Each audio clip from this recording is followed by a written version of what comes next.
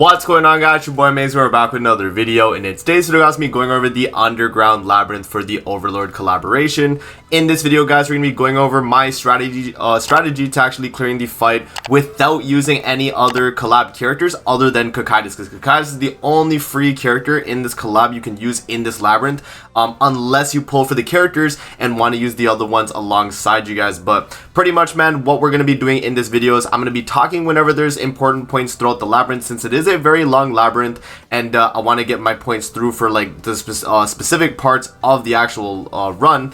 But you guys will pretty much see throughout the run what I'm trying to do, and I'll definitely explain all the very important stuff. But as you guys can see right now, I'm just taking Cocytus in, and we're just doing like the early fights and all of that. And yeah, we're gonna talk about the main things that I want to recommend for you guys for the labyrinth, in terms of, you know, buffs and like all that stuff. But as you guys can see right here, I did pick a Overlord buff, which I probably shouldn't have. In hindsight, I probably should have just picked like a general buff, because honestly, a lot of the buffs that we get for Overlord are only gonna be for Cocytus himself, and there isn't really any benefit. Right here, I do pick up Death Pierce right here, because I know that Death Pierce in the long run is a really good backline, right? He's obviously going to benefit a lot. And yeah, and then we have these two fights here that we kind of just breeze through. But yeah, man, the main thing you guys want to do with this labyrinth, since there is no underground depth, so I want to clarify that there's no underground depths in this labyrinth. You want to make sure that you are, when farming this, leveling up your labyrinth stats. So whenever you get to those, like, you know, I forgot what it is. It's just like a chest or whatever. But like, there's multiple like options you can get. You can get like, you know, a character pick. You can get like a potion. You can get like an enhance, awakening stars. When you get to that one, you want to make sure you actually get the one that increases either attack, defense, or HP, because the substat boost that you gain from that is going to be very, very substantial every time you're repeating the labyrinth and every time you're clearing. And on my free-to-play account, I think it took me about like 4 to 6 hours in total length to clear out the entire shop, because of how much the tickets cost, right? So there's going to be a lot of that where you're just kind of going through, and yeah, to speed up the process, you definitely want to have a you know, a ton of the buffs throughout the labyrinth, because those buffs carry over to when you're doing multiple reruns, right? When you're going back in. So yeah, that's pretty much, I wanted to explain that at the beginning, because I think that is very, very important going through this labyrinth, since there is no depths. But yeah, this is pretty much the beginning portion of the stuff, guys. So we'll cut to when we actually come back to the boss fight of the first floor, and I'll explain pretty much the gimmicks with that. But yeah, man, so enjoy the rest of the clip here, guys, and we'll come back to when we are at the boss fight of the first you know, labyrinth tower.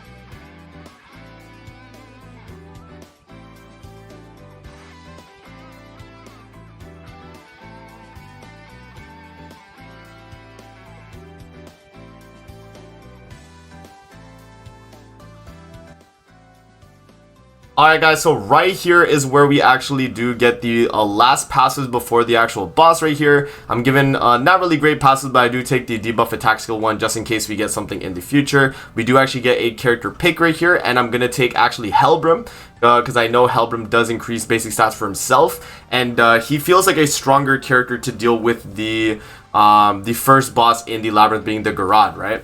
So yeah, I do pick that character pickup, and right there, as you guys can see, the Guardian Stone of Life, I actually immediately take that because that's going to be a very, very important thing, as I mentioned earlier in the video, where you want to get those buffs because they carry over for future runs when you're doing the, the grind for the actual, for the tickets in the exchange shop, right?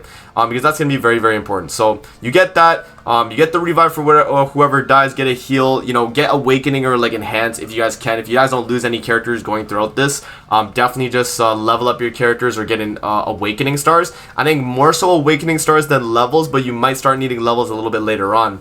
I think by the end of the Labyrinth, I was not able to get to level 100. I think I finished at level 90. So you might want to, sprinkle some like enhance in there. But yeah, I mean, regardless, you guys should be good. So pretty much the gimmick of this fight, guys, is that you're able to debuff Farad. So if you're running like a Shaltir or something, you can apply the bleed and then just one banger. But the moment she gets to pretty much 50% HP or less, she will full heal and refresh her HP. So you definitely want to make sure you're able to either kill her in one go, or you want to, proc her little heal and then kill her after that. Once you proc her heal once, you should be good, and there isn't like another one. So the moment you proc it, you just have to, chip her HP down from then. But yeah, I mean, other than that, it's not too bad. So pretty much what I'm trying to do here is I'm trying to, deal damage with Kakaitis, because he's kind of my main damage dealer here. And he's going to be the one that's able to deal damage whenever I get like the Amplifier or the Detonate card, especially when he has maximum ultimate move gauge like that. And you guys can see he did get the full heal right there, which is exactly what I mentioned a little bit earlier. But once he gets that full heal, yeah, I mean, from then on, he won't get another heal. So from here, you just want to start killing him, right? Yeah, the thing is with Kakaitis, right, guys, the way he works to get the actual like HP stacks is that he needs to remove debuffs on yourself. But when we're facing a fight like this where we're fighting Garad and she has no debuffs, you're not going to really get a ton of his passive proccing because there's no debuffs on yourself and your team, right? Because that's the way he works to get the HP stack. So you kind of want to get his ultimate as quick as you can so that you can start, ripping these Amplify cards and dealing as much damage as you can, alongside while having a character like Helbrim or somebody to take gauge so that the Garad isn't one-shotting you. So yeah, right there, my Kakaitis does die though, because you guys see that Garad actually does one-bang him. And right here, we are in a situation where we have Helbrim with a gauge reduction, and we do also have a Petrify, and you can Petrify this boss. So, feel free to, if you can, Petrify spam, or if you have like a freeze or something with like a Red Merlin or, anything like that, you want to make sure you are trying your best to freeze or, Petrify or whatever the case. And yeah, this is definitely just a long fight here, guys. As you can see, we're literally just spamming cards till she dies. But this is kind of the general idea, right? You want to, take her gauge whenever you can.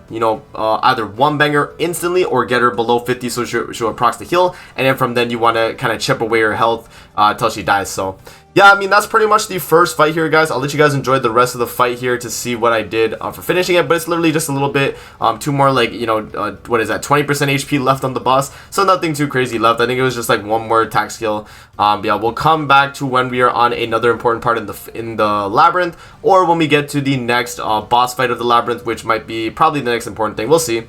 Yeah, I'll come back and talk to you guys when we're at the next part. So there you guys go. That is the Garad fight.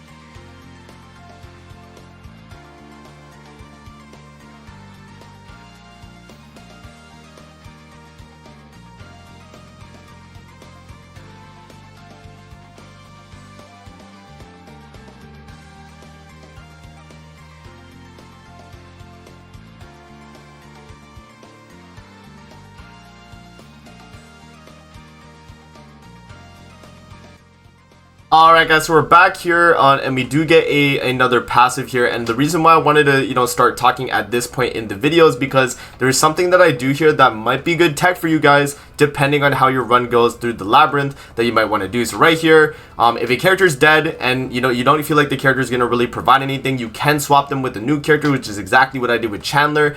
Right here, as you guys can see, I checked the passives first because we don't have a buff for the actual like attack, defense, or HP. I checked that instantly and I was like, okay, we didn't get anything, so I instantly went to the awakening instead of actually buying anything from the shop so that we could save the points for a future shop later, right? And right here, my decision here to pick either going left or right, I decided to go right because, as I mentioned earlier, you either want to have, max awakening and like level like 90-ish, or you get too much awakening stars and you don't have enough enhanced. So I wanted to get some enhanced there along the way if the character pick wasn't good, and so that's why I kind of set it up in that manner. So there you guys go, man. We'll continue talking at the next important part of the video, but yeah guys, that is pretty much that. And as you can see, Chandler gameplay is literally just spamming the counter, so Chandler was a pretty good pickup too. So there you guys go. Enjoy this rest of the part of the video, and we'll come back to when we have another important part to talk about.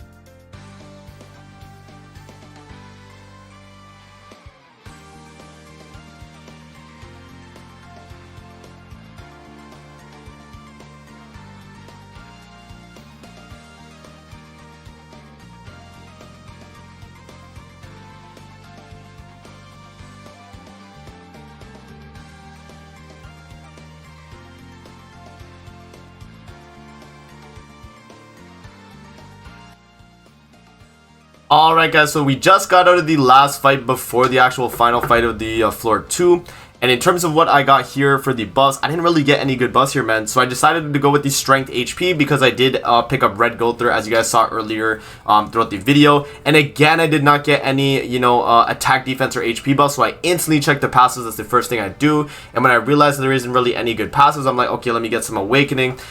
You know, let me get some enhanced, let me get some heals. Now, because I saved all these extra stuff, because I didn't do the other box, I actually have a lot more to work with here, so I can get the heal, I can get the enhance, and I can get the awakening. You guys can see here that I was able to do a lot with the amount of points I had, because I didn't actually do the box from earlier. You guys saw it, right? So that was definitely some tech that I actually did there, which was pretty important. And then we do get the heal here, you know, so that we can get the team up. And going into the fight here against the floor 2, I actually am going second. So this was a detriment for me going second against the Gloxinia, because I didn't have enough CC right there. We are going second, and this guy can kind of screw you. So the main mechanic with Gloxinia, guys, is that he has his commandment. So every time you do 2 attacks, you will get attack lowered. And then another thing too is that obviously his ultimate is ruined, so he's going to be applying those debuffs. He also does have an AoE attack seal and a single target bleed. So another gimmick as well with this fight, and that which is really good for Cocytus, is that every time you attack with him, it's gonna, or every time you attack in general, it's gonna apply a debuff on yourself. I think it's like an ignite. And so every time it applies that debuff, you can actually cleanse it with Cocytus, because every time you use a skill, it cleanses the debuffs. And it's really good too because of the way Gloxinia works, where he applies another attack related lower too. So you get another debuff you can cleanse too and get all these HP stacks. So that's pretty much like the strategy here. You just want to like keep attacking with him and building up the amplify stacks for him, so you can just start dealing a lot. Yeah, like Chandler obviously couldn't really do much because you know, I had him there just kind of taunting for you know, to draw damage away. And so the rest of the fight here, I'm pretty much banking on the fact that Cocytus is able to actually get the kill, right? We're kind of going for damage here, so I do rank him up and I go for the double amplify single target. And right here, you guys will see it doesn't do a lot of damage, man. You know, you would think it would do a lot more considering we had 5 buffs, but unfortunately we don't have you know, we don't have the basic stat buffs from his ultimate, which we actually really need. So right here, I do top deck a card with him, and it was pretty good. And another thing too, right, you'll see here, when he goes for the attack seal and he gets the rank 2 off, because Cocytus cleanses, you can actually ult with him and then follow up attack card with him as well, which is, you know, it's going to be a strategy to be able to deal extra damage, right? So right here, I don't know what the decision with that was actually. I should have followed up with the detonate. Honestly, right there, I don't know what the play was that I went with there. I probably should have did rank up onto the detonate and then did that follow up. That might have killed. I probably could have did that. Honestly, that might have been a misplay on my part. But regardless, you guys get the idea though, right? We're kind of attacking him, making sure we get the buffs up. And right here, because of that situation, I get in a situation here, as you guys can see, where I'm attack sealed and I can't attack with Cocytus, right? If last turn I followed up with the detonate, I might have had a little bit more damage. But I guess right here, I was like, okay, let me have them rank up. And then when I'm able to attack, I'll do the double rank 3. And then that was kind of the setup. Yeah, man, that's pretty much the fight right there for Glock. So you guys can see the rest of the fight here, but pretty much I do get a scenario where I'm able to finally attack with my Cocytus, and then we do finish it off. But that is the fight right there, guys. We'll come back again when we have another important part to talk about in the video. Probably again we'll be at the final boss. I think there's a little bit more in between or before that I might have to mention, but from now till the final boss, it might just be you know, a breeze. But yeah, man, so that's pretty much the Gloxinia fight, guys. We'll come back to the next important part of the video. Enjoy the rest of the clip.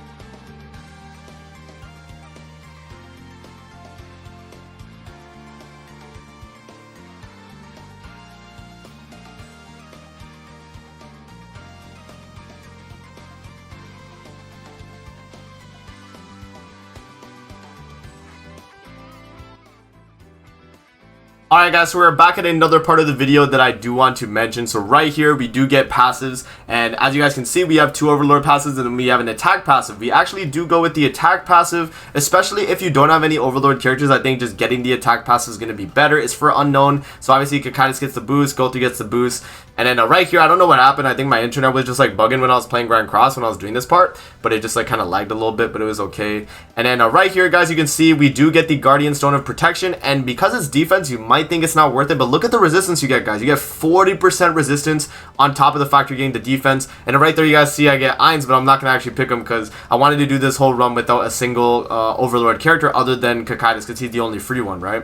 So yeah, right here, I decided to go for the revive right there because my Gothar did die, and because I had 50 score left, I was like, okay, let's get some awakening, because I can get the rest of the awakening throughout the fight. If you guys see when I leave store, you guys will see I scroll up to actually see how much awakening is left. There's 2 more awakening left if we go to the right. So I actually do go to the right side and stick to the right, just so I'm able to get the last 2 awakening stars while getting the enhance as well. Yeah, man, that's pretty much that, guys. We'll probably talk again at the final boss, because I think that's the last important bit in between that I wanted to kind of mention. But there you guys go, man. Enjoy the rest of the clip here, guys, and we'll come back to when I'm on the final boss.